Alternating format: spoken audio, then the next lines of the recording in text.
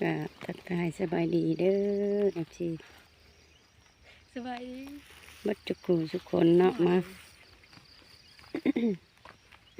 พบพ่อกับชาวนางอีกแล้วพ่อแม่พี่น้องเบิ่งฝนตกก็ไปหาหน่อไม้นี่เพราะว่าหาพอได้จากเล็กจังน้อยเนาะอยู่กับพ่อไร่ชาวนางหั่นฝนตกก็เป็นป่ายพ่อแม่พี่น้องพักผ่อนแต่ว่าในมือเดียวเพราะมันยากทางขาดตัวนี้มันเอารถควมบ่ได้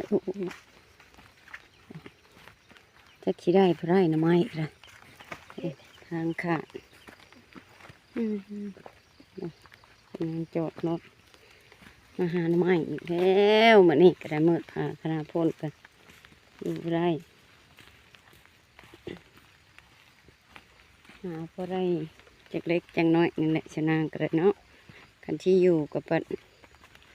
มันคำมันกับบ่มีนี่ไปปัดแค่แน่พอได้ชื่ออยู่ชื่อกินพอไอ้พี่น้อง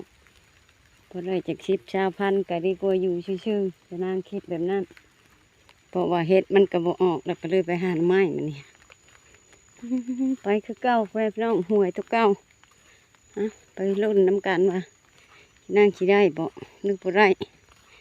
แต่ว่าคนหาบ้านนี่รถไปจังเบิ่งฝนตกก็ไม่อยู่ฝนก็ตกตะเวนก็ยังออกศาสนากะสิปิดกล้องไว้สิเลาะหาหน่อไม้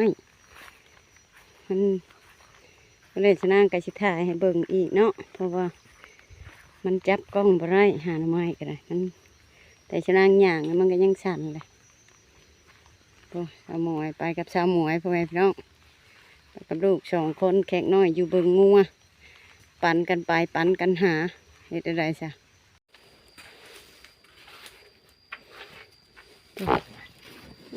เนี่ยเอง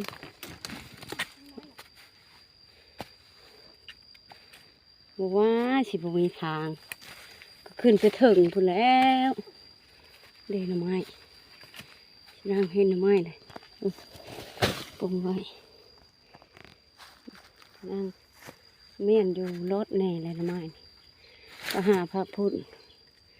ถอกไว้แล้วละมาทางพระพี่บ้าน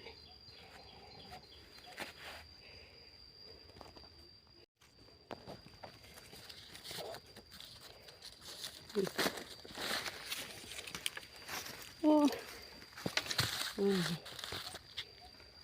เสียงหนึ่งอีก2 หน่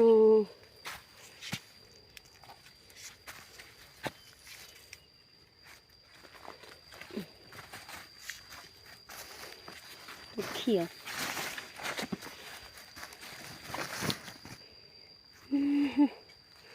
เมื่อยพ่อแม่พี่น้องเลาะห่านจะรอดก็ขึ้นแหละพี่น้องจะนั่งเห็นหน่อไม้เลยหนอหนึ่งมันก็ชิชันในกล่องแล้วก็เห็นหนอหนึ่งพี่อีกหนอหนึ่งพี่น้องเบิกจะนั่งที่คุดก่อน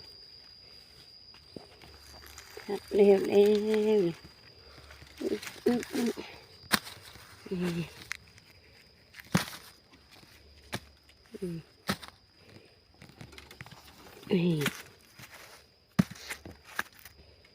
ไม้3 หน่อ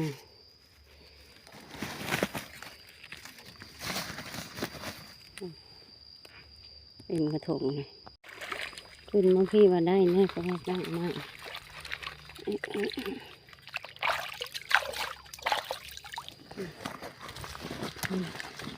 อีหน่อยนี่เลือดถุงหนึ่งอันนี้ละมันก็ได้อยู่ตรงนี้หน่อยกดตุกเงี้ยๆกับไป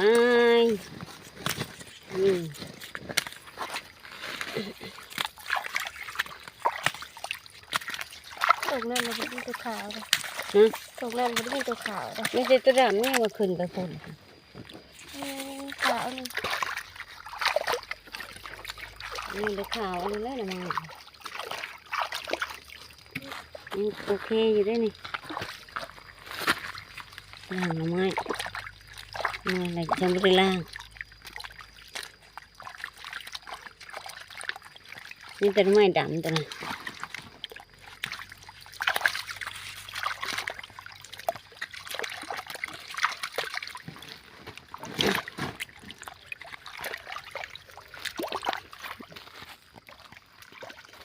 ให้น้องหน่อยล่างหน่อไม้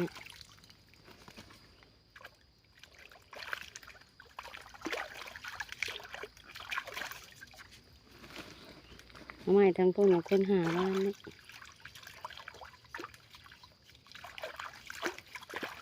เราดำซับใส่กันเทินไปตอนนี้ก็9:30ก็ไม่ต้องเทินไปแล้วมันน้ำมันรถมันนั่นก็ต้องหาให้มันได้ชิ้นหลายๆแน่เมื่อก็ได้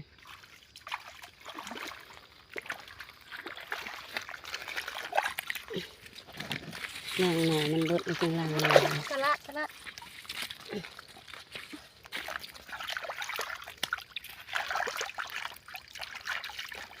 แหลงมันอีกก่อเดียวเลยนี่นะตอนทำเอิญเจ้านะ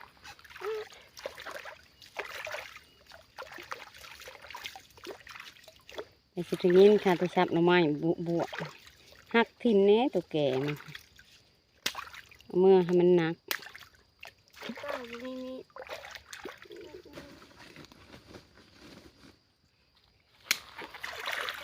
เพิ่นอยู่เพิ่นหากันหน่อไม้เลยค่ะ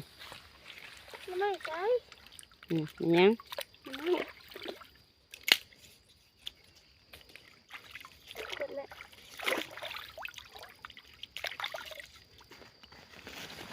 อยู่ในถุงนะอยู่เพิ่นกระเทาะด้วยกัน ลาด อยู่เพิ่นก็2 คนเทาะหักมันบ่ไม่นอกขาวไว้จ้ะมานี่เห็นบ่ชะนางได้หัน3 หน่อไม่จะนอกขาว แหลงมันจะถึง ยังตอนนี้มันบ่อยากนี่นอกขาวไปเลยถุงนึงไปเฮ็ดบดพร้อมไปพี่น้องอันนี้2 คนหาทางถึงนี่ก็2 คนหาทางลมมันหักตอนนี้มันสิได้หลายกว่า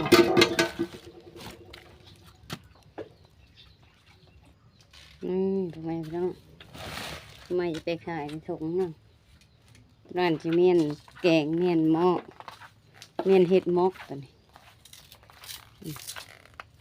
ได้เห็ดบดพร้อมเมียนมกตัวนี้เมียนแกงบุพอก็เก็บเอานะฮะละแกงชิ้นละลายมันแหน่งมันบุยากพอแล้วฮะกระปูดอันโตนั่นมาฮะกระปูดชันฮะ ปลูกเลี้ยงกับตันน้ำเอง เอาไว้กระปูดยาวหั่นแหละเครื่องมือขาวนี่จ้ะ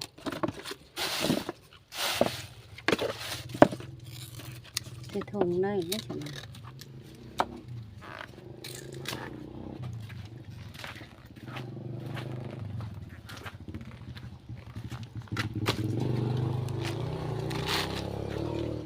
ชิลงไปเฮ็ดถุงแล้วเรียบร้อยเพื่อนพี่น้องนี่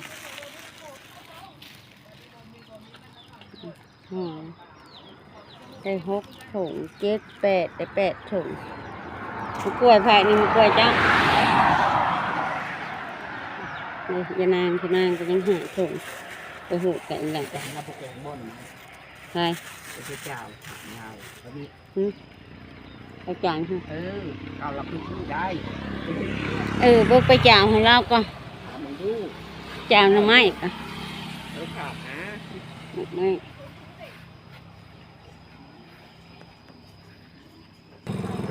จะนางมาจางขายหน่อไม้เพิ่นกินเลยเพิ่นกินเลยเพิ่นบอกเอาสินางเมื่ออาบน้ำอาบในก็แบบ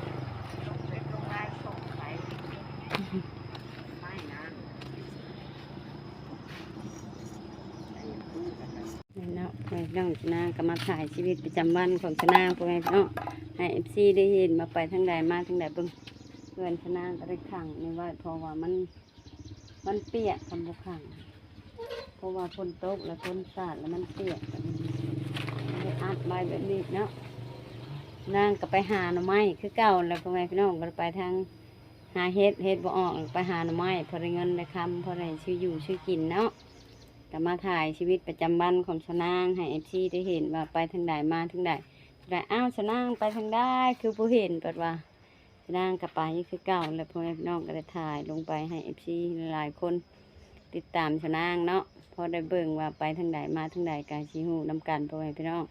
การหน่อไม้ก็ได้8 ถุงมันนี่หันได้หลายถือว่าได้หลายพ่อแม่พี่น้องแต่บ่ฮู้ว่าสิได้ขายบ่ลื่นอะไรเนาะฉะนั้นก็ไปหอยไว้แล้วก็มาอาบน้ำอาบในกินข้าวกินน้ำแล้วก็สิลงไปนั่งขายอยู่ตู้พุ่นแหละพ่อแม่พี่น้องอ่ะสั้นสำหรับคลิปนี้จะนั่งก็สิพากทางผู้ใหญ่ใจะดีแม่ใหญ่ใจะดีทุกท่านบอกว่าอยู่ในหรือต่างประเทศที่เขารับชมและติดตามคลิปของชาวนางก็ฝากกดไลค์กดแชร์กดกำลังใจให้ชาวนางได้เฮ็ดคลิปต่อๆไปเด้อพ่อแม่พี่น้อง สำหรับคลิปนี้จะนั่งกาชิจบไว้จำเนกระทาไปติดตามอีกคลิปหน้า ไปทางใดมาทางใดชะนางที่ถ่ายให้ซีได้เห็นคือเก่าเนาะพ่อแม่พี่น้องตัวใดเบ้าพิษกะขอโทษขออภัยเด้อซีเบิร์ดทุกคนเนาะสำบายดี